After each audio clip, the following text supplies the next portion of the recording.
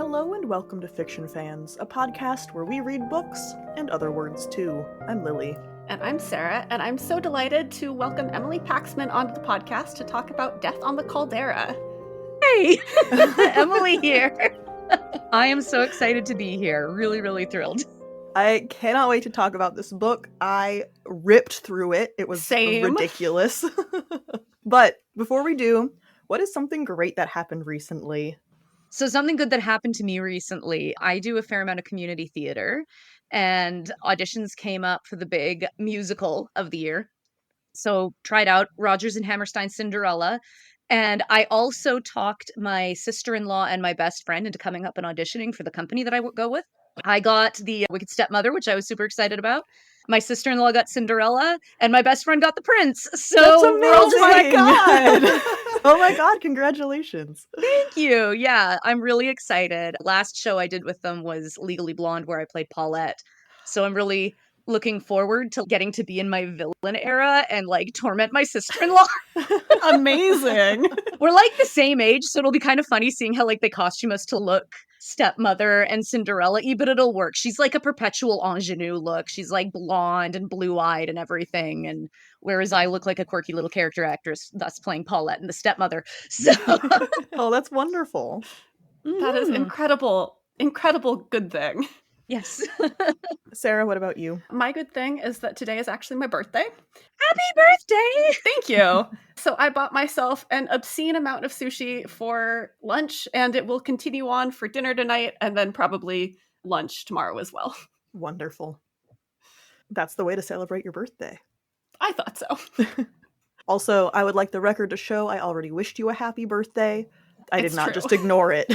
It's true. You have wished me a happy birthday. You're safe. Yeah. My good thing is that I currently have a cilantro forest in my backyard. We didn't even plant cilantro this year. It's like from last year because we like let it bolt. Self-seeds so well. Yeah. Yeah. So we planted our tomatoes way too early. They were sad. It was cold. Mm-hmm. And then a couple weeks ago, we were like, holy shit, that entire planter is just full of cilantro. Full of cilantro, yeah. Yeah, we did have a bit of a cooler spring. I garden as well, as you may know. I think that's in my bio. And I nearly said my good thing was building garden boxes. Which is good, yeah, but... It is. Yeah. But I haven't left my bragging about theater era yet, so I went for that instead. Fantastic. What is everyone drinking tonight? I was going to do a mimosa because champagne, fancy train, orange juice, all on theme. No orange juice in the house. Yes. Is it still a mimosa if you use apple juice? Maybe? We're working with what we got. I mean, they do mimosas with like pineapple juice and stuff. You can get weird mimosas at restaurants. It's a very Pacific Northwest mimosa. Anyway. I'm also drinking champagne, both because birthday, but also fancy train. It felt appropriate. On theme. Oh, you guys so have the vibes down. So I'm allergic to alcohol. Yeah. So you guys have to carry the vibes for us. I'm allergic to alcohol. I don't, like, my one healthy habit is I don't really drink juice or soda. So I was like, I need to make a nice tea or something like that. And I went upstairs like an hour ago and the self-cleaning mode on the stove wasn't done. And I was like, no. So I have really boring water, but it's at least in a writer at work, like tumbler cup that a friend of mine made for me. I was going to bring something cool, but then my stove wouldn't boil water for me and I couldn't brew anything. I mean, hydration is good.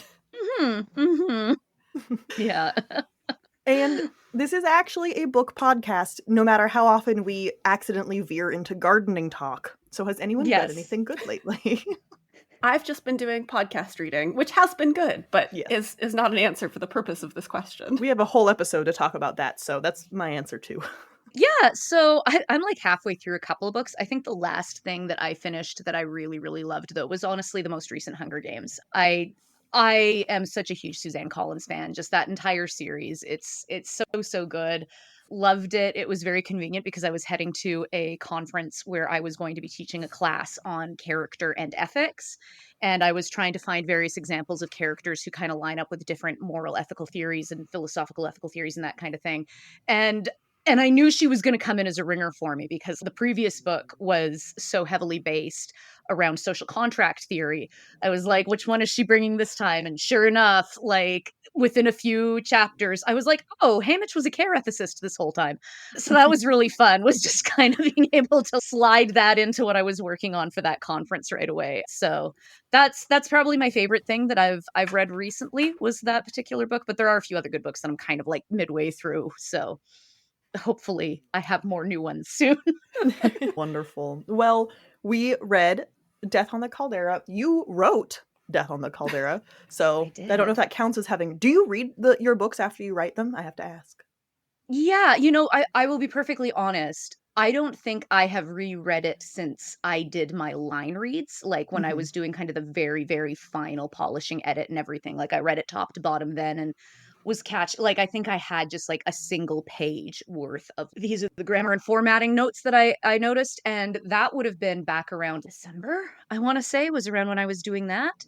And that would have been the last time I read the book. I haven't read it since then all the way through. Like I've read portions of it. Like when my advanced reader copy came in, I was like, it's a real book and flipping through and looking at parts of it.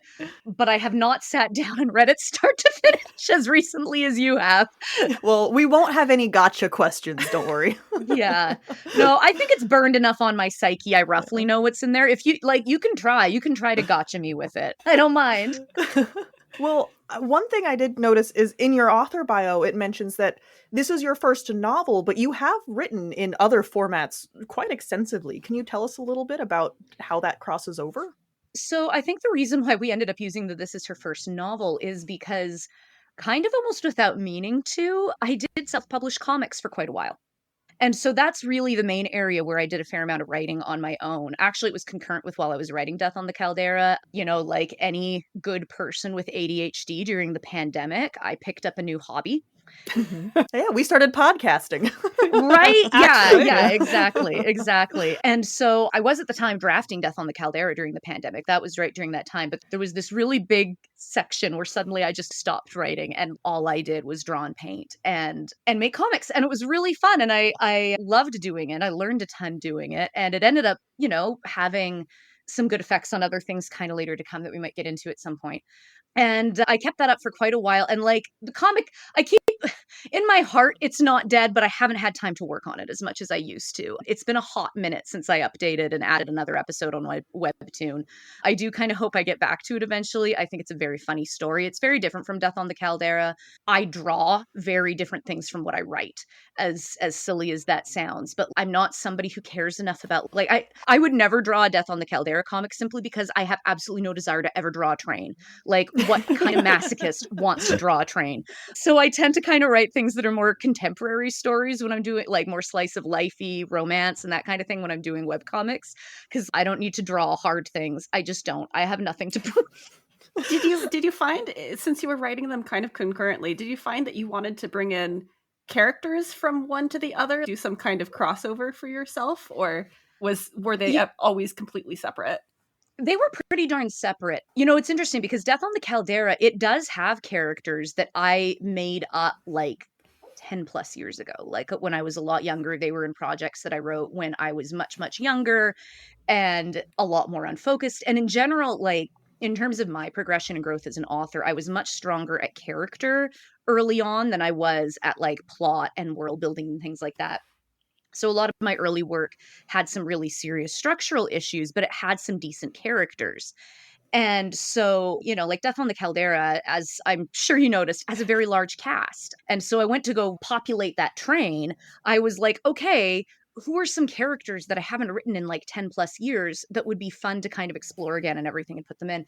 So I do that on occasion. My comic Neptune Bay, it is a pretty separate thing. I have considered using some of the characters from that in other projects at some point, but it hasn't happened yet. That group ended up being very separate. And I think part of it is because that it was kind of serving different ends. Death on the Caldera, the characters were also kind of chosen to match various Agatha Christie archetypes and everything. Whereas Neptune Bay is paying homage to farming sim video games. So the archetypes that it's matching are just very, very different. It's like the bad boy who's a bad boy simply because he owns a motorcycle, like that kind of thing.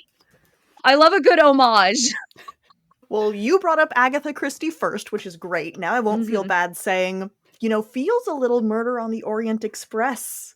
I'm seeing some similarities, which we actually read very recently, I think in the last month or so. Oh, lovely. Yeah. So the timing worked out really well. It was pretty recent, I think. Now, listeners might realize that does imply a mystery. Our non-spoiler section is probably going to be very short, just in the interest of not spoiling any of the very cool things that happen in this book. Yes. That's just how it's going to be. That's okay.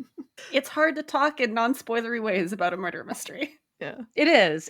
I mean, I certainly can talk a little bit about sort of Christie as an influence on it, I'd say in a non-spoilery way, because there's certain things that are just kind of baked into the premise. Like you can get them from the ad copy on the back of the book, anything like that. It's not a secret that the train crashes. It's not a secret that people start getting murdered off afterwards. Like all of that is kind of right there front and central and everything. Yeah, I wrote this book. Agatha Christie was actually an author who I kind of came to later in life. She was not someone who was ever put in front of me as a child or as a teenager or anything. Child is kind of the wrong-ish word because I don't want to, some Agatha Christie might be fine for your 10-year-old, but like on the whole, it's usually something that when I've talked to friends who found her younger, they found her in their teens. She's a lot of fun for teens and everything because like her books are kind of a safe level of scary and a safe level of dangerous and everything. But I didn't find her until I want to say it was within the last 8 years because we'd kind of just moved to the house that I'm in now and everything. And I was like, I kind of like things with mystery elements and I've never read any Agatha Christie. Maybe I should try her. And it was that feeling of coming home, of finding something that just immediately resonated so hard. And I was just like, where has she been all my life? And the first book of hers I read was Murder on the Orient Express, mostly just because it's got like the best aesthetics. It's so well publicized and I liked it a lot. But my favorite of hers, and this is like the lukewarmest of takes there ever was, like everyone, this is their favorite, but my favorite of hers is And Then There Were None. That book horrified me, like in the best way. And it's funny because it's not graphic. It's not overly intense in a lot of ways. But the fact that you're just, like I can remember kind of opening it and getting 2 or 3 deaths in and going, oh, they really are all going to die. Just being like, oh, every single one of them. And that realization hitting me and that just like ongoing dread as I read that book gave me nightmares. It's the only one that ever has. No horror novel ever has. Just And Then There Were None. And it's simply because the tension just does not let up. It is so intense watching all these people just die and get scared and get angry and everything. And I finished it and I was like, that was the best thing ever. And I've read a fair bit more of her since then, obviously. You don't want to be drawing from a shallow pool when you write about something. And so I made sure to kind of keep reading her and being invested in her work and everything. But it really was kind of right after reading those 2 books, which were the first 2 of hers, that like the wheels in my head started spinning. And it took probably over a year before they kind of solidified and landed on exactly the plot that I wanted to do in the world and everything else. And I actually got into drafting and everything. There was still quite a bit of a time period where this was all just sort of percolating in the back of my mind. But by the time I did get there, I just was really excited because I felt like Christie actually pairs really, really well with fantasy settings. There's certain challenges about that. Her novels are incredibly tight. They're very, very short. And a big part of that is she can lean on stock characters in a way that is actually very hard to do in science fiction and fantasy. Like the best example I can kind of give is there's a world of difference between the stereotypes we have for a police officer and the stereotypes we have for a British police officer. And Christie's stereotypes that she used were more in the family of British police officer. So they were a little bit more well-rounded. And then she'd go from there and then she'd pull back layers and she'd reveal what was different about the characters and everything else. But you don't have that advantage in fantasy. You can only do police officer because everything else you have to set up the context for. And so if you want anything to have the same level of depth or the same level of anything, you've just got to spend words. She used familiar tropes, she used familiar places, she used familiar, character types and everything. And I kind of felt like I had to sort of build all of that and then put one of her plots inside of it. So of a necessity, it's just not as quick paced as her work is. It kind of can't be. But on the other hand, they do pair well because Christie's work also, she wrote a lot of books that kind of now we look at and talk about as being her travel novels, her novels that were very much about like Poirot solves a mystery in X location, you know, Murder on the Orient Express being the most famous, but of course Death on the Nile is another really good example, Murder in Mesopotamia, you know, kind of all these different books where setting is so integral to the nature of the mystery. And I really think that it's that coupling of how setting impacts the mystery that made me excited about the idea of setting Agatha Christie style tropes in a fantasy world, because of the fact that like she just loves to use every aspect of the way that the house where the murder takes place is built, or the, you know, like the location that she's in and everything, and really bring that to the fore and everything in her books. And you know, fantasy being a genre that is so about location and so about, you know, kind of exploring and everything and playing with a location in an interesting way and hopefully using your world building in a unique way, it just kind of seemed perfect. You keep saying fantasy setting, fantasy setting. This Mhm. book is so far removed from that stereotypical, vaguely medieval, vaguely European. There's no elves. No. So when you say fantasy setting, like, you mean so much more. This book opens with Davina, our, I'm going to say main character. There, Yeah. as you said, a large cast of characters, but Davina's my main character. Yes. Visiting the big city for the first time, and it gave me Mhm. so much wanderlust. Just that experience of her, a culture that she didn't know, the sort of metropolitan big city vibes, Mhm. and then all of this happening at the same time is introducing the reader to this very different world from what I know and what I'm Mhm. familiar with. How did you use setting to enhance the reader's experience? Yeah. So, one of the things that I think was really, really important to me with the vibes of telling this story is while it's not set on Earth, I still wanted it to be evocative of the time period that Christie was writing about. So I wanted it to feel like the days in the 1920s and 1930s when fancy rail was at its height and, you know, you had jazz playing on every street corner, you know, and that kind of thing. And so in general, I very much do still feel like there's clearly real world inspiration points, and particularly the jazz era was what I was looking at in terms of what I was using as my inspiration for the book. But the other thing, because apparently I'm extra this way, I very early on decided that instead of the world having been modernized on the back of steam and the various technologies that we kind of associate with that, you know, and eventually leading into combustion engines and everything like that, this was a culture that had instead modernized on the back of a magical technology. And that is kind of fundamentally where the division point is like you could almost think of the world in Death on the Caldera as probably having had a very similar history to ours up until the Middle Ages. And then when you have kind of people starting to break out of that, even maybe even the same all the way up through some of the Renaissance and everything, though again, even the guns are based around volchemistry within this world. So, you know, you're starting to hit the advent of, say, gunpowder and everything else into Europe and that sort of thing. And then at that point, instead of it being what we understand from modern technology to be what they have modernized on the back of, they've instead modernized off of the back of the central magic system for the book, which is volchemistry, which is a fancy way of saying magic volcanic rocks, basically. So that actually leads perfectly into my next question, which is I loved the magic system in this. We'll Mhm. talk a little bit more about some of the magic in the spoiler section because Yes. Yeah. witches are really cool as well. Can't talk about him yet. No, Can't not talk yet. about them. But I just wanted to ask you to talk a little bit about how like you developed the system and what gave you the idea to do magic volcanic rocks. So the really big inspiration point for basically all of the magic in Death on the Caldera, and this is so touristy, but it's true, so I might as well say it. I went on holiday to Yellowstone Park for the first time. And as I was there and I was looking around and I was looking at this place, I genuinely, one of the things that really hit me in advance of going, you know, I was reading a lot of different accounts from early European based explorers and everything kind of reaching that region. And, you know, that area, of course, had been historically known by indigenous peoples for quite a while. But when white people got there, there were issues with the explorers coming back and telling what people assumed were tall tales about Yellowstone. And they ended up having to send not only a photographer, but also a watercolorist to document what it looked like, because color photography didn't exist. And one of the things that was really driving people bonkers is they were like, there's no way the water is all those colors, you know? And so they sent both. They sent both in order to get them to kind of verify each other. And there was also a lot of paranoia around the ways that like photography could be doctored. And this was actually also a big thing in the legitimizing photography as an actual means of obtaining information, because up until that point, people were like, I'm not sure photographs are real, which is in and of itself amazing and hysterical. And we've looped back around. Yeah, gosh, I know. I think about that all the time. Oh, deep fakes. What have you done to us? But when I was there, you know, and you're wandering around, and it is incredible. It is an absolutely insanely incredible place. And I've been to some other volcanic areas before in the past. I've been to Santorini in Greece. You can definitely see hints of that, I'd say, also in the story and in the histories that are in the book.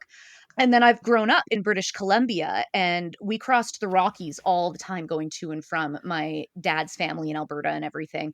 And we would frequently stop at the hot springs along the way. So I've been inside of hot spring caves and all sorts of things like that. But it was particularly like just a lot of those thoughts sort of crystallized looking at Yellowstone. I was like, how are there not more fantasy novels set here? Like, this is so extraordinary. This is so out of this world and interesting, and it seems inherently magical to us. Like, you can just sit around and nerd out about the actual real science about it for forever. And just feeling that, I was like, wow, the idea of a book where, you know, essentially all of the magic is in some way due to geothermic activity. And so, you know, there's a lot of magic in this book, whether you're looking at the mist that the characters from Algiers use, or you're looking at volchemistry, which is what the characters from Balter primarily use. Those both have volcanic origins. You know, they both have geothermic activity origins and everything. And I thought it was kind of a fun way of having the magic like baked into the crust of the land and everything, which can be fun for thematic reasons. And I also in general really like magic systems that use materials. I always find that interesting because I think you can do a lot with economics when you start actually looking at, okay, well then how do you monetize a thing that can do all this stuff for you and everything? How do you regulate and control it? You know, like who has the control? How are they making sure that this thing is disseminated in a way that is agreeable to them? And what does the black market look like? Yes, exactly. I mean, all of that does come up. Yeah. Yeah, I think it's Mary Robinette Kowal who always talks about, if you haven't thought about how your magic system can be used on the black market or for sex, you are not thinking about it deep enough. We don't get into the sex stuff a lot in this book, but I have thought about it. Well, now I want to know. There's a thing, right? Like humans use every new technology for sex first. Yeah, like it's do. The first thing that they do. Yeah. It's how do we get freaky with this? So right, photography was porn and cats were like the first two things. Right. Delightful. I love humans. They're great. We know what we want. So earlier you mentioned being a very character-centric writer, and that I think really resonated. I'm a very character-centric reader, and that it might be why this book vibed with me so much. And I would love to talk about Davina, Morel, and Kellen, who I'm going to expand to be our three main characters. Yes. Sorry, Davina, you've been dethroned. Technically, she never had the throne in the first place. I declared her main character like 5 minutes ago. No, I'm just saying, Kellen is the one who has the actual throne. Oh, is that a spoiler? Not really. No? Okay. It comes up it's pretty on the back early. No. It's on the back of the book. It's on the back of the book. See, I refuse to read the backs of books, so I never know what's a spoiler or not, which is not great for this format. And Davina does introduce it kind of in the first pages as if it's a spoiler. Because we're trying to set the tone for the overall book, and the overall book is that you're just going to be, slapped up the face with things constantly. So do you have siblings, or did you just pluck this incredible sibling dynamic out of the air? I have siblings. I think what actually is more shocking in all of this is I have siblings I have never quarreled with. And that's mostly, I think, just shocking on a real life level. But I had kind of the ideal experience, but I was the youngest. And I still am to this day. So I've got an older brother and an older sister. And I wouldn't say that there's like a 1-for-1 with all of this, but like my sister she definitely was the boss, the way Kellen is to a certain degree. My brother was always kind of the really big-hearted one and everything, the way that Moral is. I would like to think I was not the angry, obnoxious thing that Davina can sometimes be. And I say that out of love for her. I adore her. But when I wrote she's her, got some reasons. oh, she's Yeah. got some reasons. Yeah, when I wrote her, I genuinely was like, what is the emotion I am the least comfortable with expressing, and how do I make that the center of a character? Because that sounds interesting. And it's anger. I am very uncomfortable expressing anger. I'm a lot like Kellen that way. Kellen comes from a more personal place in a lot of ways than Davina actually does. But that was kind of the appeal of writing Davina, is that it was like a place to express thoughts and feelings that really have only ever been internal for me. And with her, because she's so led by them, they just come out. And she's got reasons. It's not like they aren't justified, and it's not like it doesn't make sense from her point of view. But she is a very angry girl, and it's just kind of the way it is. But yeah, I do have siblings. And I think that where the conflicts between Kellen and Davina particularly, and also Moral to a certain extent, come from, where you can see that reflected in my own life, is that as the youngest child, I was the one who got left behind. You know, I'm younger, like my siblings are closer to each other in age than they are to me.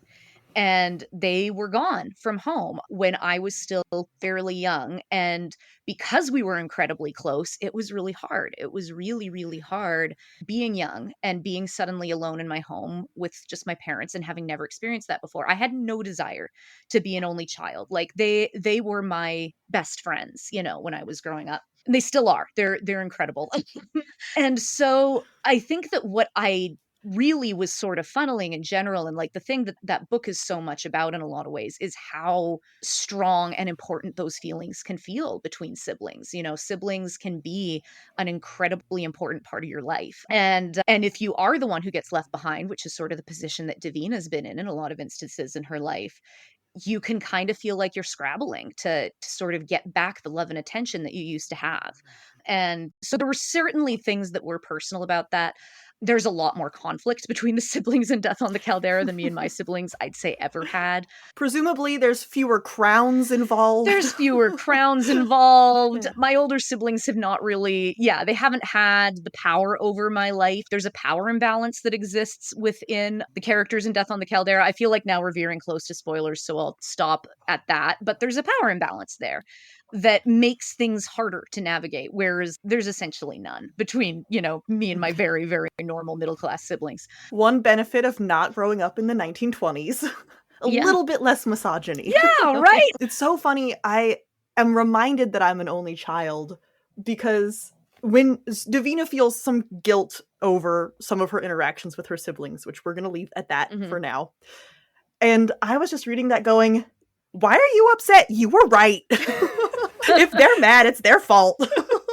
Which is so not, I think, maybe a sibling reaction to, oh no, I hurt my brother's feelings. Yeah.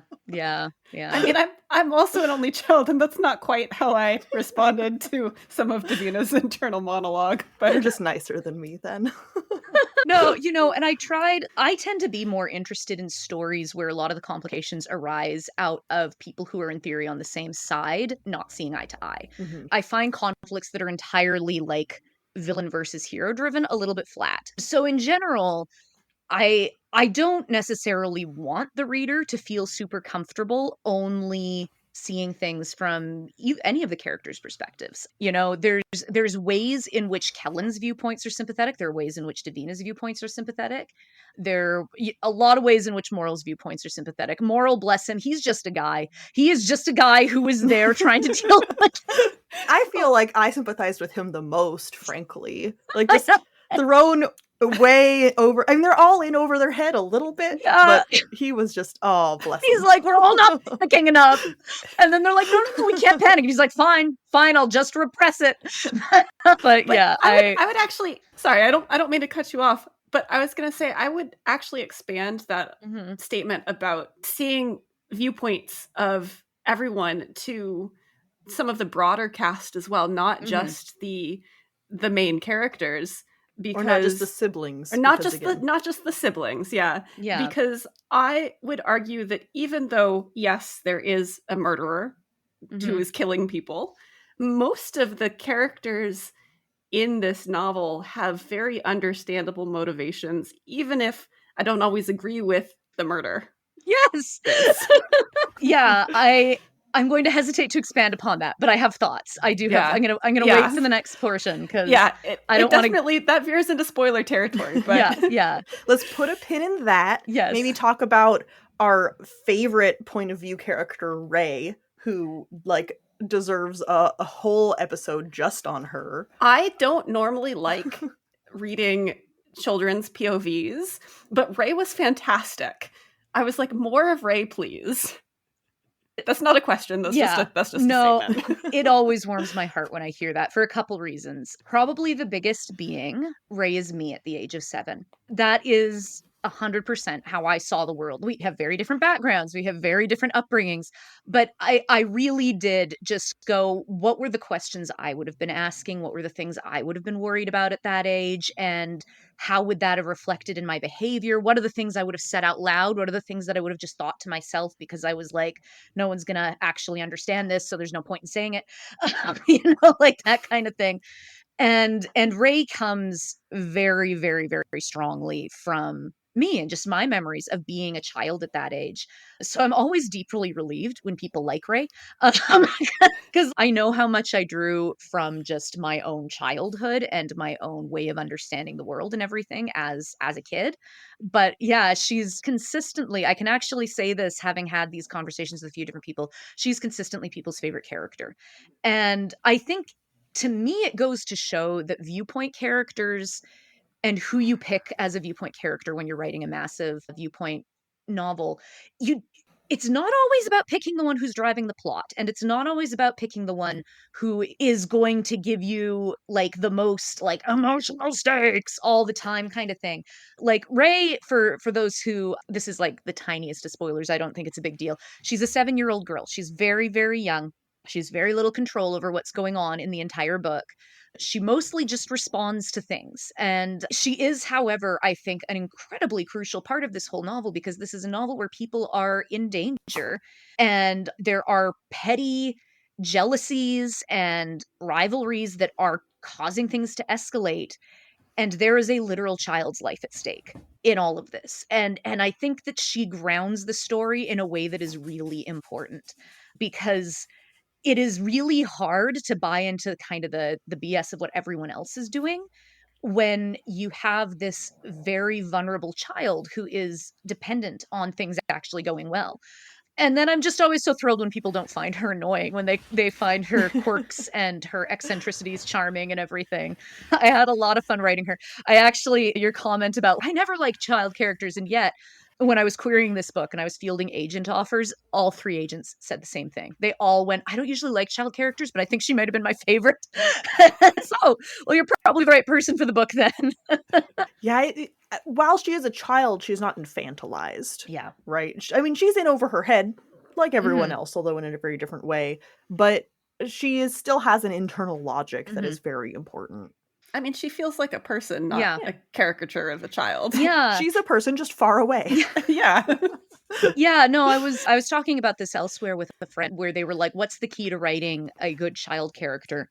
And I was like, I think one of the most important things is to keep in mind that, like, what we experience about children, like their cuteness and their innocence and the way that they make us reflect, they are like never actively trying to cause that in us. That is so far from their heads. Like they are trying to make intelligent decisions with very limited knowledge. Like they just don't have the same knowledge and experience to pull from, but they are trying to do things that to them are logical. And if they are cute and if they are inspiring and if they are adorable, like that is accidental most of the time. Kids aren't trying to do that. And I think sometimes I've seen, like when I've seen child characters that I haven't cared for, it's like they get caught up in the way that we as adults perceive them and like the effect they want the child to have, instead of actually kind of getting down on the level of, well, what would you think would be logical if you were in their position? Kids are actually very logical from their point of view. It's just that they have such different information to be working from. That's kind of the way that I think about it. Absolutely. Well, I have 1,000 more questions, but those are going to have to be saved for the spoiler conversation, for the sake of everyone listening. So before we get over there, I have one final question for Sarah. Who should read this book? You should read this book if you read Murder on the Orient Express and thought, I want an updated version of that with more fantasy and more romance, then this book is going to be for you. And less racism. And less racism. Well, racism, I mean, there's racism in the story, but With like more the book contextualized racism. Yeah. Better contextualization for racism. Not more racism. Yeah. Fantasy racism, which is a little easier to swallow than Well, but yeah. also like just the prose of Murder on the Orient Express has a lot of inherent racism baked into it in a way that this book does not, even if there's racism towards the various characters. Yeah. Yes. And on that note, this episode of Fiction Fans is brought to you by Fiction Fans. That's us. We really appreciate our patrons because otherwise we fund this podcast entirely ourselves. Patrons can find weekly bonus content, monthly exclusive episodes, and have free access to our biannual zine, Solsticia. You can find all of that and more at patreon.com/fictionfanspod. Thank you for all of your support. The remainder of this episode contains spoilers. So, we touched on the sibling dynamic between Davina, Morel, and Kellen. Yes. But definitely more heartwarming and heart-wrenching simultaneously was the developing family dynamic between Kellen, Jenna, and Ray. Yeah. Because as we do eventually find out, Kellen's, I'm going to say, college sweetheart Jenna had his daughter, who is Ray, although he doesn't find out until much, much later. The reader, I think, finds out a little earlier. I think there's some dots that are connectable. Yeah, it's interesting. It actually really varies. I think depending on the person, there are some people who are going to get it the moment that, like, Jenna is, I need you to watch out for this man. There's some people who I think that immediately they're going to go, oh my gosh, is Kellen's Ray's father? But a lot of people are just like, oh, there's some weird relationship there, but they don't jump all the way. They don't jump all the way to that is quite literally her dad, you know? And because like for a long time, I've actually often joked that the reveal that really hit people in the stomach in early reads of it. And admittedly, there were some differences, so I don't think it was quite as clearly telegraphed, so it might be different now. But for anyone who doesn't pick up on it right away, the reveal that really hits them in the stomach is when they find out that Kellen is Ray's father. They're like, oh! But yeah, that was something I had a lot of fun writing in terms of the dynamics between them and all of them. I mentioned earlier that of the siblings, Kellen is the most like me, and Ray is the most like me of all of the characters. And there's reasons for that. You know, there's similarities in personality. Kellen was probably a lot like Ray as a child, and that's, you know, that's why she is the way that she is and everything. But yeah, it was really fun. It was really fun writing a story that had such high emotional stakes, I'd say, for a whole bunch of the characters involved, where there was a really deep history that had involved a fair amount of lying and deceit on both sides, and yet everyone was trying to do the best they could with the choices they had. And how do you recover from that? You know, how do you rebuild when everyone has hurt each other? You know, especially since they were so young. I mean, they were in college. They were 17. So yeah, dang young. Yeah. And to have those, I mean, you're allowed to make mistakes when you're 17, but also it makes sense why people are still mad at you about it, because they were also 17 at the time. Exactly. Yeah. Usually miscommunication as a complication feels fake. A lot of times it feels manufactured by an author. But the miscommunication between Kellen and Ray, I thought was just so sincere and well done, because it's not one of the characters' faults. It's just Ray is operating on a different amount of information than everyone else. Yeah. And then I've seen so many things where people are like, you know, if everyone just talked, then the plot wouldn't need to happen. And I'm like, yeah, and if everyone just talked, then your parents' divorce didn't need to happen. You know, like, there's, not to sound brutal there, but I actually really love a miscommunication trope for those reasons. And I think it's the difference, like you said, between is it manufactured or is it growing out of the fact that, like, people making what they think are best decisions in the positions they're in make bad choices, you know, make choices that you kind of in hindsight are like, maybe I should have done that differently. But, you know, Kellen not telling Jenna that he was next in line to be king, was an understandable choice from his point of view. Jenna, after she realized that, not telling Kellen that she was pregnant because she didn't know what would happen if she got a royal family of the most secretive country on the continent involved, was a very logical decision from her point of view. Everyone was making the best choice they could in that instance. And then, when kind of everything blows up and there hits that moment where Jenna suddenly needs Kellen's help in her life again and everything, and she appears and basically comes in angry because she's harbored all of this resentment for years that he's had no idea about because he doesn't know any of this happened, and he thinks they just fell out of touch because he's a little clueless that way. Poor Kellen. Wow, I guess we grew apart. Anyway. Now I'm going, did I get everyone I stopped talking to from college pregnant on accident? Oh no. Unlikely, but what if? What if? I know, right? Yeah. And so as a result, Jenna comes in angry. Kellen's not ready for it. Once Kellen finds out what's going on, he's angry. And yet ultimately what they both really just want is what's best for Ray. Credit where credit's due. Neither of them want to be making these choices poorly on Ray's account. It just happens. So, it's just one of those things. They're doing the best they can. They're doing the best they can, and it's not great. And I think one of the things that's also sort of worth pointing out, and there's a moment where Davina, it suddenly hits her how young Kellen is for the amount of pressure that is on him. He is only 25 in the context of the actual overall story. He is a 25-year-old man who has just found out that he has a 7-year-old daughter, and he is trying to hold together a whole bunch of people who are basically trying to get themselves killed after a train crash on the mountains. And he really is about the only thing that is holding that group together. And the moment he's out of commission, it all falls apart. I feel for him. I feel like he has a huge amount of pressure on him. And he is obviously not always making the best call in a lot of those situations. And he is worsening problems. But he's also doing some things right. Again, things don't really actually completely go off the rails until Kellen is unconscious, which, he spends a good part of Act 2 unconscious. So the second half.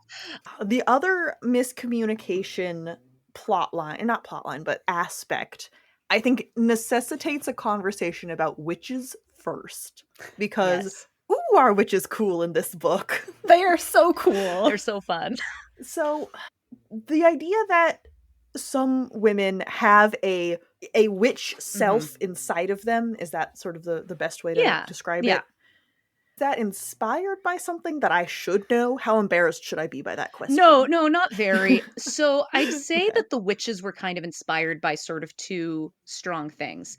One, this is a concept I've batted around since my teen years, and it really came from being in social situations where I was watching my friends, and I would watch how drastically differently they behaved around boys and men versus the way they behaved around just their female friends. And with time, I was like, oh, the word for that, it's a form of code switching, based around gender as opposed to being based around race, and everything.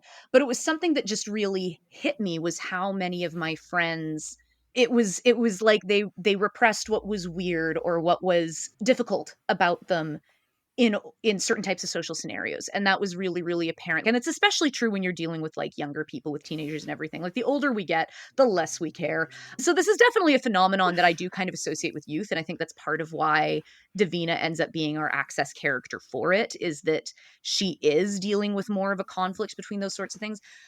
But at the same time, as I got older, even if we are more settled in ourselves, as women, as we get older and everything, you still see it in workplaces. You still see it in places where you're supposed to be taken seriously a really specific way. And I think that this general sort of realization of how much hostility there was to threatening, in the mildest of sense, behavior from women was very interesting to me. And so I liked the idea of, a way of approaching witches where it's, oh yeah, well, there's the good version of you, and then there's the bad, powerful one, and then complicating that and talking about that a little bit and everything. And so I developed this whole system that basically is used as a means of justification within this book. I wanted to write in a world that was dealing with certain similarities in terms of questions around sexism that our own world deals with. But I can empathize with people who don't love it when sci-fi and fantasy does that, just because they're like, well, in real life it was sexist then, so now it's sex. And you're like, you're making a fantasy world.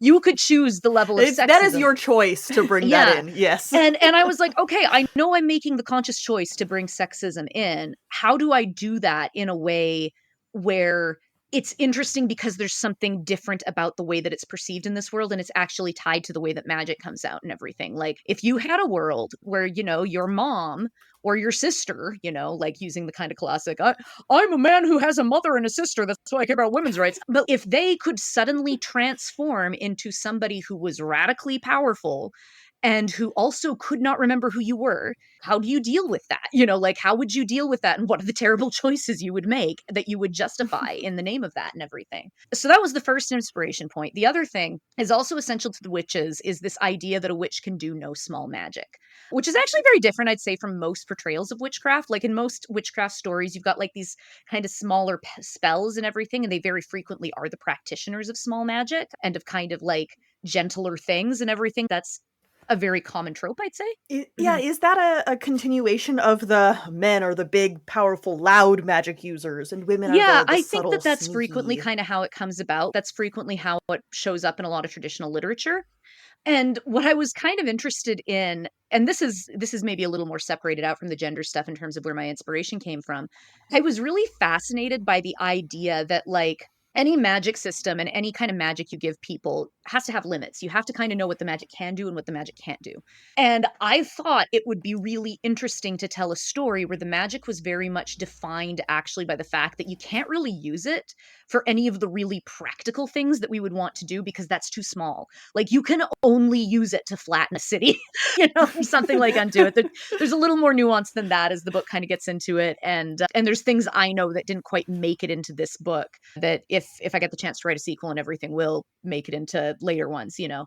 But, you know, like, at this point, the main thing that you understand is that, like, when a witch does magic, it's scary and it radically alters things. They can't just start a campfire. They can't just cook your food really fast or anything like that. No, they are flattening a valley or nothing. And because that actually struck me as a less useful magic. Like, I feel like it's so often that we want something small to happen, and it's so rare that we actually need that Superman end sequence level of, you know, like knocking over buildings and everything. And so I loved that idea of creating this magic that was incredibly unpredictable, where it caused this disconnect between personas, with the women who practiced it and everything, and that the limits were actually based on it not being able to do anything small, as opposed to like needing to grind your levels or whatever in order to do the big thing. I thought that would be really interesting. Yeah, I mean, I loved it. And like you say, I do often want to start campfires. I don't want to start forest fires. One is useful, the other not so much. There's a joke about the most Californian sentence in there somewhere. That was a pretty Californian That was sentence. so, yeah. I mean, no, we get it. We're also on the West Coast in Ireland. Yeah. So that brings us to the other huge miscommunication, or, I mean, impossible communication, that in the course of this book, Davina's witch self is brought forth for the very first time when her life is threatened, because normally someone has to use the witch's name to call forth the witch. And so Davina and her witch, I'm going to spoil Cerise. Yeah. I don't think spoiling the name itself is a spoiler for plot stuff, but this is spoiler chat anyway. Listeners. You knew Yeah, what this was spoiler when you section. picked it up. I won't tell you how that comes out. Leave some things to the imagination. But between the two of them, while they are so separate, that moment of miscommunication, or those moments of miscommunication, is also heart-wrenching. I think I used that for the first one too. But we, the reader, know who Davina's brothers are. And so Cerise is there like, I don't know, you're kind of helping me. Or you don't seem like you're helping me. And that, again, I guess the internal logic of it, I think, like you said, is what preserves that for not being frustrating and just sympathetic instead. I mean, it absolutely makes sense, but it did kill me a little bit to see Cerise attack Kellen and actually get kind of close to killing him. Yeah, she gets close. Yeah, and and it's funny because there's this piece of Kellen that feels like he earned it because of the fact that he didn't tell Davina sooner. Like, he's in this terrible position of he could have prevented that, but he was scared and didn't know what to do about the information that he was given about her. He learned about his sister's witch nature when his mother died. And Kellen would have been 13 when their mother passed away. So he was quite young. Davina was 6, Moral was 11, Kellen was 13. And, you don't know a ton about the family that they were raised in. You kind of hear them talk a little bit about their father and about their uncle, but you don't know a ton about them yet. What you do know is that Davina's mother, who was also a witch and knew Davina was a witch, as she was dying, she did not trust that information with her husband or anyone who was like an adult in the lives of her children. And so she left a letter with her eldest son, who was honestly still incredibly young at the time. And Kellen didn't know what to do with that information because he was a kid. He had no idea how to train a witch or anything like that. And in his very logical brain, he was like, I will research this enough that eventually I will come up with a situation that will be so safe to give her this information. And what that turned into was procrastination of actually doing the thing that eventually lands them in this spot where the actual thing that informs Davina she's a witch is the fact that her life is threatened. And witchcraft, I decided this felt like a logical cheat. Like, the way that they switch between their personas on the whole is by name. When the name of one of them is called, they swap, and when the name of the other is called, they swap back. But with this instance, I was like, I feel like it just kind of feels a little unfair if something is trying to kill you if your witch magic doesn't flare up and is like, stop this. That just felt logical to me. And so, so in general, that was kind of my thought process. And so when I realized that, and that's basically what happens in the book, is that their lives are threatened on the train. The whole train really should explode. And Davina instinctively turns the front train car, the front passenger car, which her family happens to be riding in, to stone. And it actually manages to survive the grinding across the tracks as it's caved over and it doesn't burn the way that it would have. And as a result, there's significantly more survivors than there would have been. There's still a fairly large death toll, but people survive, Davina included. But the thing is she does that. And then they wake up and that, everyone comes to, because it happened in the middle of the night. Everyone wakes up and one of the train cars has been turned to stone and the train has crashed. And to most people's eyes, it looks like a witch crashed the train. And so you get this real conflict that arises out of the fact that Davina actually saved their lives, but she looks like the most guilty person if anyone finds out that she is a witch. Which also was a really, really fun tension to get to play around with. It's fun. I like putting people in terrible situations. Well, and it turns out that a witch did crash the train. I mean, it wasn't Davina, no. but there was a witch and she did crash the train. Mm-hmm. Yeah, she did. Oh, and that leads to how there were so many bad guys, or yes, bad guys. Listeners won't see my dramatic air quotes, but bad guys. And also a few red herrings in this novel. And so many of them end up dead. Yeah. Who do you think deserved their death the most? Lord Drawley. That's pretty easy. There's a reason why, with most people, a meth just explodes them. But with Drawley, we will be stabbing many times. Drawley's a war profiteer. Who needs him? Oh, except then guilt by association that does pull Lord Carey down a little bit. Right? And I don't want him to be pulled down. I actually genuinely spent most of the book thinking, okay, Carrie seems great. What bad thing is going to be revealed about him? And we do get some kind of mild bad stuff. Unsavory, but not terrible. And then he died and I was like, oh, I did not see this coming. And I was very sad about it. I've had a few people be like, I really thought there was going to be a bait and switch where Ameth was the love interest and Carrie was the murderer. That was exactly what, no, it's worse. Genuinely, that was what I thought. And I'm not going to say that I didn't write it that way on purpose, because I kind of did. Ameth and Davina have a weird relationship. you can kind of tell that they are both watching each other, you know, the entire time in the book and everything. Like they are both, Meth is so much faster to clock than Carrie that he's like, something's not right with this girl. There is something going on. And she is just like, he is very odd. I mean, Carrie's a bit of a himbo. And that's why we I love know, him. right? If only he wasn't a war profiteer, he'd be perfect. Yeah.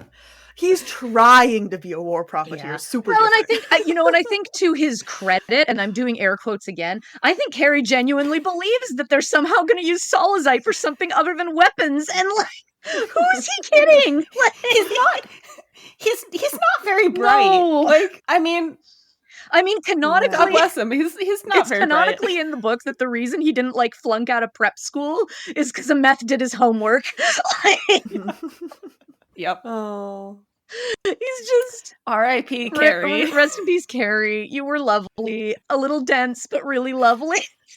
There's a tried his fan best. fiction somewhere in Carrie surviving this and then seeing what solazite does because of these experiences and then realizing how bad of an idea it was. Right, yeah. And he and Davina team up and they have a romance. I think if he if everything that he saw during the course of this book, he would have been like, oh shit. Yeah, you'd like to think that. I'd like to hope that he is I somewhat think self-aware. that. I think Carrie's a little bit just guilty of rich boy, like, myopia. Like, I think he has a very hard time seeing his life outside of the social class he was born into.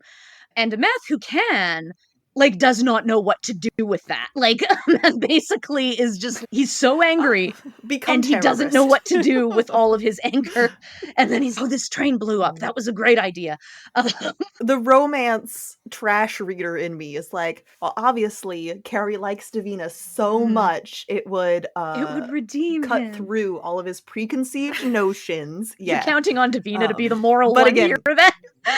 No, because he'd be like, oh, if she's a witch, that means I was wrong That's about true. this. I think that is true. I think that if Carrie, I think the witch stuff Carrie would have an easier time with. The Calderan stuff is where he'd struggle because that more directly impacts him and his ability to make money. Whereas Davina, you know, and in general, and I only can get into it so much within this book. Again, everyone pray that I finish this proposal to give to my publisher for a sequel because I really, really am hopeful that I will get to do one. I will also say that I finished reading this book and was like, I need the next one. When is it coming out? I'm working Please on and it. thank I'm you. working on it. So yeah, fingers crossed, fingers crossed. Like a little angry, but also excited. Yeah. There's places that touch on this in this first book. But in general, one of the things that I hoped to kind of hit on is the idea of intersectionality and how sometimes people in certain privileged positions only see the ways in which they're discriminated against, and they don't necessarily have the best grasp on what's hurting everyone else. You know, like there's the conversation that's right at the beginning of the book where Davina's like, women's liberation is happening here in Balter. And like, Kellen's like, happening for whom, Davina? And of course, Kellen's really getting heated because he's like, you're a freaking witch. You can't be here. You know, they will kill you, little sister. I don't want that. We are going home. I know it sucks there. I know that there's real issues with the way that gender is done over there, but you would die here. And she doesn't know at that point. And he's not going to tell her in the literal country that will kill her. So he waits until a train explodes. Great job, Kellen. As one does. Yeah. But in general, you know, like there are multiple axes in which people are being in some way discriminated against within this book. And there are characters who I think would do well at reevaluating on some. Again, I think Carrie is a really good example of somebody who could be like, yeah, I'm a feminist, but not be necessarily great at being a little bit more racially aware, you know, like would kind of be the equivalent today, you know, not be like quite willing to let go of the colonialism that has benefited him. And there's definitely tensions around that, I think, throughout the entire book. And so very few people really get a particularly high moral ground to stand on, except maybe for Moral himself, who's just so done with all of this. He's just a guy. Well, I think it brings us back to what we touched on a little bit in the non-spoiler section, which is that for a lot of the characters in this big cast, they all, even when they make bad decisions, or like with Ameth, who, you know, literally murders people, and Hess, who blows up a Don't train. most of them deserve it? Yeah, well, that's what I'm getting at, right? Is there is some kind of like understanding there of why they're doing those actions. So there are a lot of bad people in this book, but it's not black and white. It's not like there's a villain. There are antagonists, but... And you have that conversation at the very end between Ray and Kellen, where Ray is confused and upset about what's happened. And she's talking about, like, why did this witch target our train? And he says to her, to that witch, she was a soldier, like your Uncle Morrill. And I actually think there's a pretty strong argument that can be made that Hess really isn't a villain, like in a traditional sense, like not from her point of view. And if you look at Agatha Christie's work, one of the things that was really, really common with Christie was very moralistic in the way that she wrote. She actually, it's really funny because the death penalty was legal during her time that she was writing. The type of death that her characters got at the end of her stories was always indicative of how guilty and how bad what they'd done she thought was. So if they killed someone who kind of deserved it, she often gave them the chance to, like, gracefully commit suicide, because in her head that was better. It's so weird, but it was a different time. It was a really different time. I'm not going to try to understand it. But so you'll see in, like, if she empathizes with the murderer, they won't necessarily get carted away and hung, and actually executed. Poirot will slip them a pistol and they'll be able to take their own life before he takes them out, like that kind of thing. That happens quite frequently. Murder on the Orient Express. We're in the spoiler section. Sorry, everyone. We're spoiling an almost 100-year-old book. That is the one group Poirot lets get away, because he does think the murder is justifiable. And so he doesn't blame any of them. And so, death on the Caldera, one of the witches who institutes the crisis gets killed, but the other one gets away. And Ameth gets very badly injured, but he gets away. Because I was thinking about that. I was like, okay, well, if I'm Christie, how badly do I think these characters need to be punished for what they did? And the answer is it's complicated, especially with Ameth. There's something very, very screwy going on there. But at the same time, the people he's after, you're like, oh, I do get it. I get why you are so frustrated that you can't seem to find a way to bring down this system you were born into. And now you're just angry and lashing out at it and everything else. And with Hess is quite literally a soldier in a war from her point of view. Like, she is fighting against a invasive colonial force. And, there's kind of that old saying, like, that, like, we give the name terrorism to acts of war that are committed not by countries, but instead by other entities, basically.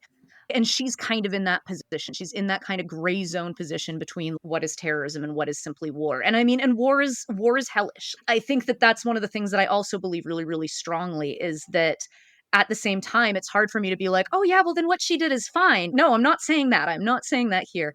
What she did was hellish, but what she did was also something that was, I think, fairly understandable from her position, And she does say, I mean, again, not to justify her actions, but she does make a point of saying, yeah, we made sure that the train operators got away. She's fairly merciful. The fact that we're just going to kill some rich douchebags, acceptable collateral damage. Exactly. That's her way of looking at it. And it's like, I see your point. I've been watching a lot of Andor lately. I'm like, every time Luthen is like, I burn myself for a future I'll never see, I'm like, yeah, I get it. So anyway. So this book is at its core a murder mystery. There things have happened. Mm-hmm. We want to find out who did it, who done it, if you will. How much do you plan? Was the murder mystery always what it is? Yes and no. So pretty early on, I had this big list of characters, and I was like, okay, I need to pick a murderer. And I was like, Ameth. I haven't developed him a lot. There's a lot of room to play around. I'll just pick Ameth. It wasn't quite drawing a name from a hat, but like he kind of was the dart that the dartboard hit. And so I wrote the book always knowing that the ultimate reveal with him was going to be that he was the one who was killing off everyone. And I think I knew pretty darn early that it was the witches who crashed the train. Again, in terms of things I borrow from Christie, it is very, very common that multiple mysteries are going on at the same time in her novels. And that there's like a double solution.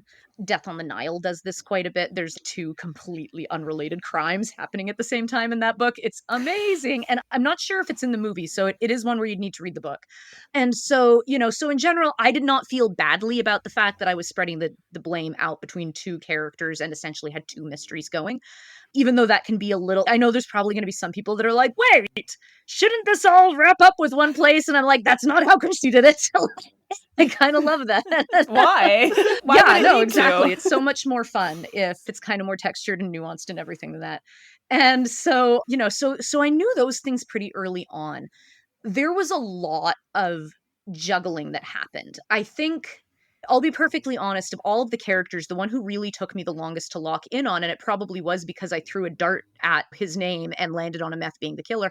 Ameth took a little while to like really strike the balance of understanding where he was coming from. I always kind of knew he was sort of a random, destructive person who was like trying to act defiantly against a corrupt system, but that he also would like, it's like, dude, don't do this alone. This is not the type of thing you do alone. That's honestly probably his biggest issue. Is it is a very, very bad idea to just take your violent instincts out on random people. Don't, Emily does not endorse. Just a little bit. Get involved in some political canvassing or something, man. Maybe find a more productive means of doing this. But, I had to really sort of work on what was driving him to that edge and everything. And then in terms of like just sort of some of the logistics of the crime, a lot of them were in place from pretty early on. I always knew that it was going to be sort of like, first there's the train crash, and then eventually there's the beat where they find out that the trestle bridge has been destroyed. And then eventually there was always going to be the point where the mountain collapsed, and that was going to hit concurrent with Davina finding out that Kellen had a child, and making that everyone's problem. And so a lot of those really big events, I had a pretty good understanding of where they were going to fall. There were certain things like some of the red herrings and things like that slid around, especially in edits with my editor. I kind of explained in the earlier half of this that I picked up reading Agatha Christie later in life. And I'd more primarily been reading science fiction and fantasy before then. And so as a result, I would say that was kind of where my strength lay. It lay in stuff that was character driven. It lay in stuff that was a little bit more sort of based around what I was doing with science fiction and fantasy. And I ended up kind of really benefiting from the fact that the editor that I worked with at Titan Books, Rufus, he came with a much stronger crime fiction background. And so when my agent and I were on the call with him talking about what we saw for the book and everything, he basically was like, all the character stuff is working great. All the world building is working really great. I want to help you tighten up the narrative. And I was like, oh my gosh, that sounds amazing. And like the broad strokes all stayed the same, but like first draft, I like glazed past when the conductor got killed, and he was like, this should be like a sequence. And I was like, oh, you're not wrong. And so there were definitely things that he kind of helped flesh out that sort of helped clarify it. I think some of the other things that were kind of there from the beginning, I always knew I was going to make a meal out of the fact that Meth was the one character who all of his clothes looked the same, so he could actually ditch his incriminating clothing constantly and swap out and look innocent. And yet if you track it, he's clean at points he shouldn't be clean. And that's actually the clue. So there were things like that I knew I was going to be able to play with, while everyone else is a mess and is in the same clothes, Meth is somehow able to like keep looking like he hasn't been through a train crash, and it's because that actually his clothes are covered in blood from whatever the last thing he did was. So charming young man. I mean, boyfriend material for right? Davina, clearly. Yeah, she, so sad she didn't date him instead of going after Carrie. So would you say that there were any scenes that surprised you as you were writing? Yes, definitely. Like, I try to let my characters lead as much as possible in the way that I write them. And, and there's certain things I can anticipate about the way that they're going to respond to each other. I can't necessarily anticipate everything they're going to do. And I think probably like the characters who surprised me, we're gonna end up talking about Meth a lot because he was the one who kind of surprised me the most. Like the others I knew really, really well going in. I knew what they were going to do. It was really, really apparent and everything. But like I'd gone in initially with Carrie and Davina set up as a pair, and this was really early on in the process. This was before I had an agent or anything like that. When I was doing my revisions, I was rewriting the beginning. And I was retooling kind of the way some of the characters were introduced. And Ameth suddenly got introduced from Davina's point of view instead of just kind of in his own viewpoint chapter. Because initially he had a chapter in that first like section of the book and everything, as opposed to being after the train crash. And when I introduced Ameth from Davina's point of view, I really hadn't had them interact that much at that point. Like I hadn't really written that yet in the previous versions of the story. And as I did more and more revisions in general, I was like, okay, these two are going to face off at the end. They have to have some kind of a relationship. You know, they have to have at least thoughts and feelings and impressions of each other before they start trying to murder each other. Because that's going to be our climax, is these two going at it. Enemies to lovers. Yeah, it was the moment where like he kind of turned and actually looked at her for the first time and interacted with her and was like, yes, I agree with you about this thing. And she was like, yeah, you do. And I was like, Davina, calm down. And so I do think there's a bit of a weird chemistry between them, and I sort of like that. But obviously he's a little too out there for her to explore that with, you know, and so she's running after Carrie instead. But yeah, like in general, their dynamic I always found really interesting and really fun. Similarly, writing him opposite Hess, both when she interacts with him when she's still like pretending to just be a nurse and everything, and then at the very end when he's like getting ready to fight her and she's like, dude, just don't. And he's like, and everything. I really, really loved their dynamic and the way that like she understood what she could use him for in a very different way from kind of some of the other characters and everything. Yeah. And I'm excited about that again in hopefully what will, you know, again, I still have to write a proposal. There's no guarantees, but hopefully the next book. I loved that Hess had the same pickup line for Ameth as she did for Davina, basically. Yeah, she'll just say what needs to be said. She's like, maybe it'll work this time. Look, if at first try again. Yeah, no, she's pretty determined. Yeah, she's a fun character to write. She's very practical. And I always like writing a character who's kind of ruthlessly practical. I think that's a lot of fun. So what do you hope readers take away from this book? I hope they have a fun time. I hope they just enjoy like the wild ride, the explosions, the, you know, kind of confusion at times. And then the other thing that I hope they take away, and we've talked about it a lot already, is empathy for people in bad situations, making the best choices they can when those choices are not actually very good. You know, I think I always like to describe this book as a book that is fundamentally about found family with your real family. You know, it's about discovering that those relationships that drove you nuts all your life actually have value to you. And I love that about it. I love that thematically, you know, like I joke that this whole book is essentially just a story about how badly I want a hug from my brother when he's been away for a long time. It is just about that yearning for connection between family members, even when there's been hurt in the past. And that I think is what I would hope people take away from it, you know, in addition to just having fun with it. I don't pretend to write the deepest thing in the world. I try to write things that are fun. I try to write things that are engaging and that maybe, you know, surprise you with some of the things that you end up feeling along the way. Well, you hit probably all of my personal thing. Like, we got the 20s, we got the murder mystery, we got the romance plot line. Like, Yes. you read me. You didn't meet me yet, but you were like, I know who this is just for you. Yeah. I would throw out the moral of the story might be hindsight is 2020. I've always said thematically the book is about forgiveness. And here's something we can say that's just complimentary to Carrie. He is the one who says, you know, when there's been hurt on both sides, don't you think forgiveness might just be the way forward? And that's, I think, what this book is basically about, is it's about the idea that people can change and people can forgive and they can move forward and come together. And probably the people who drive us nuts love us more than we sometimes countenance, you know. And also sometimes people can murder. Also sometimes people can murder. They can do that. Hey, you gotta do what you gotta do. Emily, thank you so much for coming on to the podcast to chat about this book with us. We have loved having you. We loved the book. I am desperate for book 2. I know you've said that you have to write the proposal and everything, and it's not a guarantee, etc. But if we do get a book 2, which I'm speaking it into existence. Yes, do that, manifest. What can we look forward to? So you got a little bit of a hint of it at the end of book 1, but the very simple thing is the question that kickstarted book 1 has not been resolved yet, which is what happens when Moral, Davina, and Kellen come home. And at this point now they're coming home with a little girl and her mom, and they're coming home to a court who might not be that excited about that. And on top of it, there is now a very powerful witch who knows who is actually the power behind the crown in Halgier.